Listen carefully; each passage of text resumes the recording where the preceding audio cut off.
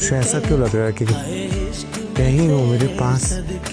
आपका नाम, आपका साथ, की मोहब्बत मेरे किरदार पर दाग है। यही है फसाद की जड़। मेरा कोई कसूर नहीं। ये जहाँ होगे वहाँ फसाद नहीं होगा तो और क्या होगा? सलार जो भी है वो मेरे शौहर हैं और मैं अपनी किस्मत पर राजी हूँ। मुझे और चाहिए वो। रहम करें मुझ पर।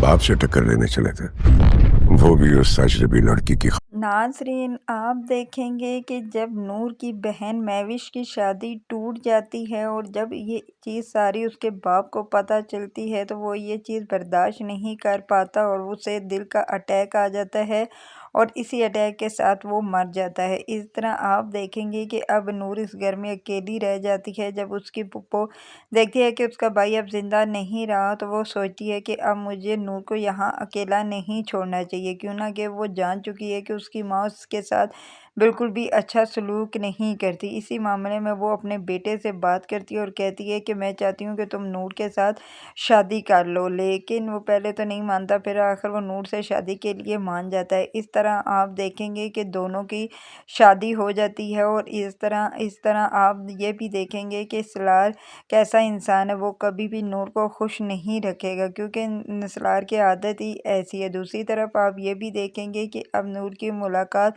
जुल्फ़कार शाह से हो जाएगी जो कि उसे बहुत ही पसंद करता है। उसे जब पता चलेगा कि अब नूर की शादी हो चुकी है तो वो बहुत ही रोएगा और घर में जाएगा, चीखेगा, चिल्लाएगा। इस पर उसका बाप उसे कहेगा कि तुम एक मामूली सी लड़की की खातिर मेरे सामने पे खड़े हो गए थे ना, अब देखो कि उस लड़की की शादी हो चुकी है, अब तुम क्या करोगे। इधर आप देखेंगे कि जुल्फ़कार शाह अपनी माँ की गोद में सर रखकर बहुत ही रोता है और कहता है कि माँ मुझे सिर्फ़ और सिर्फ नूर चाहिए, इसके अलावा कोई भी नहीं चाहिए। उस पर उसकी माँ समझाती है कि बेटा आप सब्र करो, तुम जानते हो कि अब उसकी शादी हो गई है, वो तुम्हें अब नहीं मिल सकती। इस पर वो कहता है कि नहीं, मुझे नहीं पता, जहाँ मर्ज़ी से आप लोग मुझे नूर ला कर दे, मैं नूर के बगैर नहीं रह सकता। इधर आप देखेंगे कि नूर की ज़िंदगी में भी अब बहुत सारी मुश्किलात आएंगी क्योंकि उसकी फुप्पो तो जानती है कि नूर एक अच्छी लड़की है, लेकिन सलार इसके मुकाबले का